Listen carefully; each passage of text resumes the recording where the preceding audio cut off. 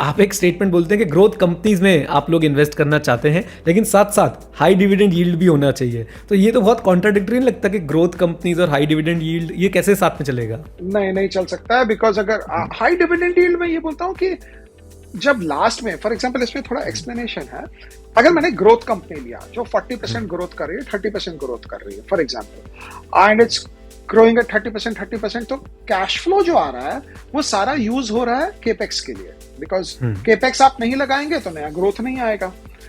Let's assume the growth stops and there is no further market because saturation ho gaya, whatever happens, the product changes or whatever happens, right? And the growth stops, then but still your company is generating some amount of earnings every year.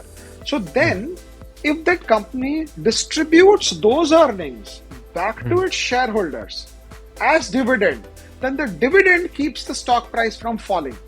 For example हमने एक stock लिया था page industry, 350, सबको पता है कहानी, bore भी हो गए होंगे लोग सुन सुनकर, जो अभी 14-15 हजार में हमने बेचा 2015 में, बिकॉज हमें लगा ग्रोथ नहीं होगा। बट 2015 से 2018 तक स्टॉक ने कुछ नहीं किया, 3-4 साल, बिकॉज ग्रोथ आ नहीं रहा था। Then suddenly, post the lockdowns, page started moving up. So the reason was, and the stock did not fall 50% because it was a free cash company. तो वो cash flow से वो कंपनी डिविडेंड दे रही थी।